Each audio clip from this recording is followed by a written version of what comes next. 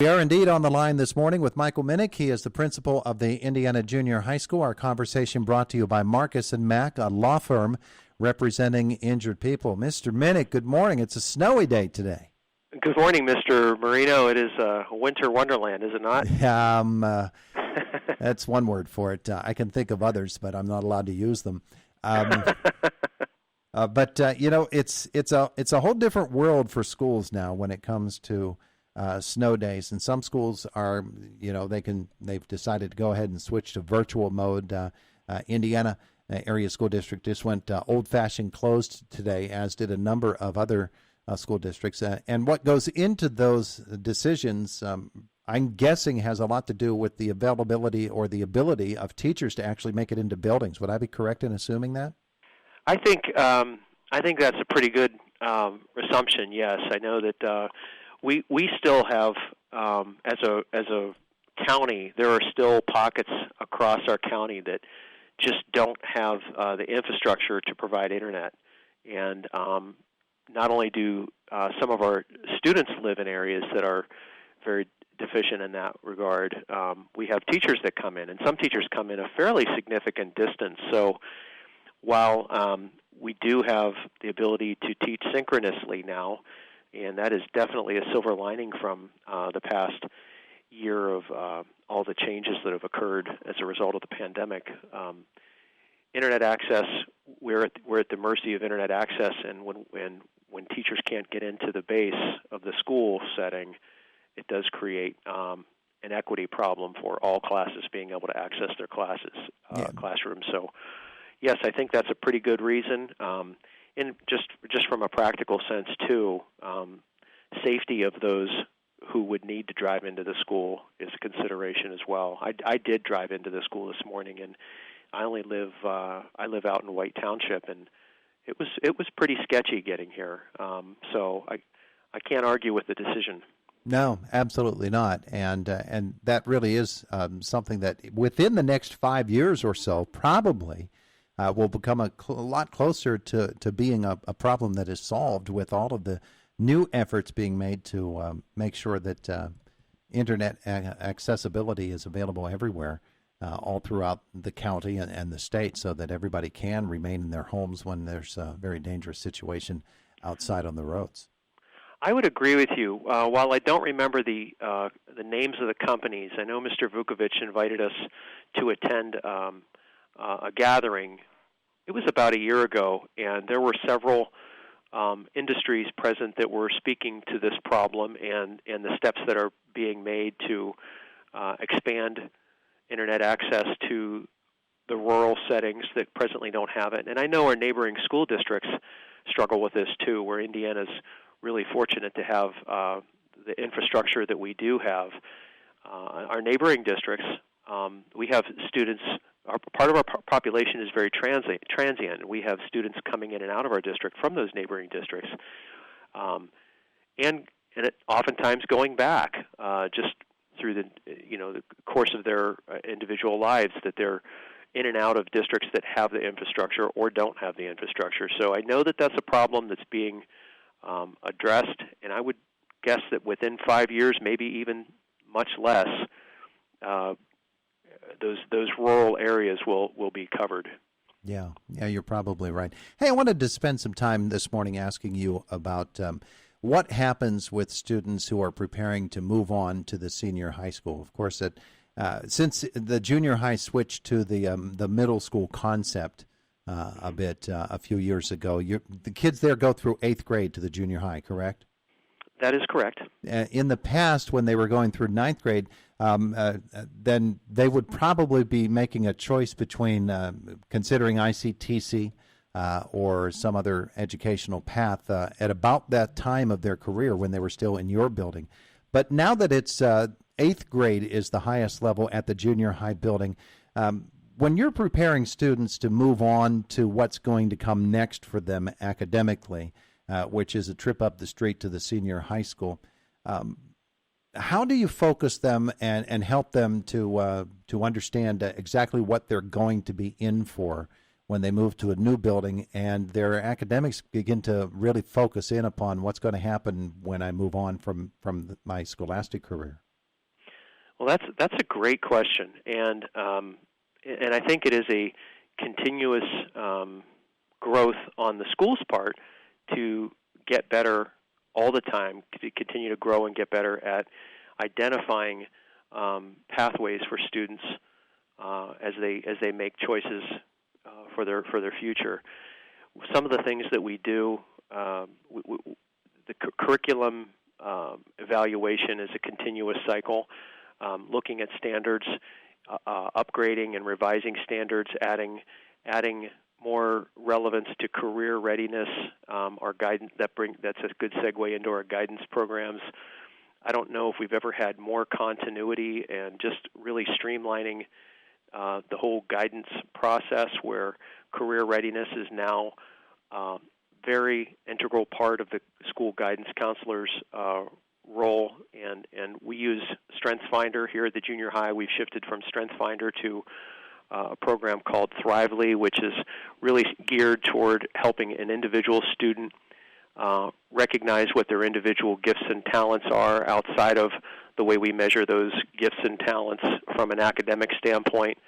All of these different sources of information or resources, whether it be classroom teachers gearing their instruction to be more relevant for the current career pathways, or guidance services to be more geared toward students' awareness of careers and how that aligns with their success in a school setting. These are all different points of contact with kids, and you're right. Back in the day when the junior high was 7, 8, and 9, ninth grade was a big transition year for that, when you started looking ahead toward high school. But we start really engaging students to look beyond high school as early as 6th grade, through not only their achievement and recognizing their academic strengths and what career paths could be considerations for them, but through the individual strengths assessment and in our guidance presentations through career readiness as a lens.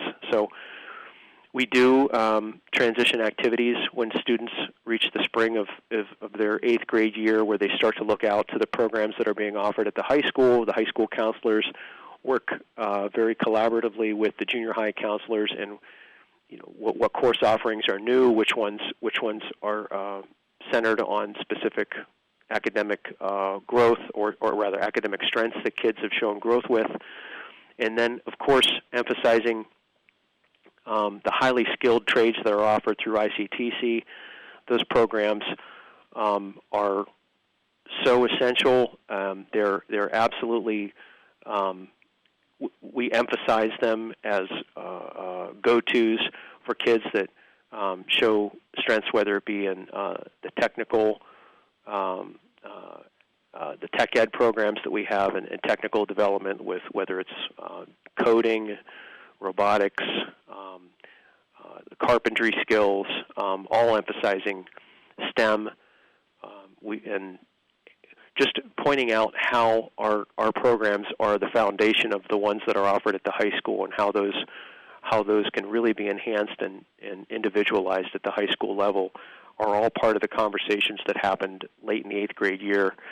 But we really start engaging kids about career pathways and trends, international trends with industries that are emerging as competitive industries for kids to look at, whether it be healthcare or technology or finance.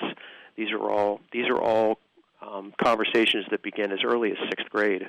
I would think that, therefore, the connection between the teachers and the guidance counselors and the students, it's really a three-way connection, isn't it? It really requires the teachers to be connected in and to be a whole part of this process. And on an individual student basis, you have to be able to look at a kid and say, I see this interest in you, I see the work that you put into it, and this might be something to look into and consider.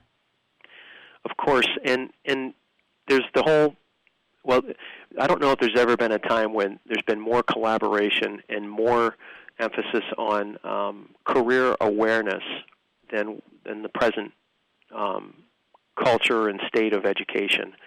I think that long past are the days when a child gets all the way to their junior or senior year before they're really thinking about next steps. Several years ago, it seemed really cutting edge that we were engaging kids as early as 6th grade about their individual strengths and how that could translate into a potential career path. We have to always keep in mind, too, that the developmental research and most notably about the frontal lobes of the brain don't fully develop until the child is into their mid-20s. So we're engaging kids and just getting them to think about their thinking and to think about what's special and unique to them and how that could translate into a career path. But we have to also recognize that the more skills and talents that we can develop and help them recognize in themselves, the more options they'll have to choose as their interests change, as their goals change. Because even after they leave us, there's uncertainty with a lot of kids going into college about what they really want to do with their life. But getting them to think about it at an earlier age has been a trend that is relatively recent. I'll say relatively, like within the last 5 to 10 years, we really started becoming more actively engaging with our 6th graders. And then, of course, stepping that up into 7th and 8th grade. And I know the high school does an amazing job with addressing career awareness and readiness from the standpoint of their programs, too. So it's slightly different from when we were in school, when they'd take a look at you in your senior year and say, you're not really college material. Yeah, and I've heard so many stories like that, Todd. Yeah. It's hard to believe that anybody who would choose education as their career choice would state those words to a child, and yet I know for a fact that that was not an uncommon thing to say, and not for any lack of kindness or compassion to students, but I think we're recognizing the brain development and how students can really evolve in a short period of time. If you look from the time they're 14 to the time they're 24, 25, a lot can change in that time frame. Mm-hmm. But you're right, a lot has changed, and within our educational program, stemming back to your first question, none of us operate in silos anymore.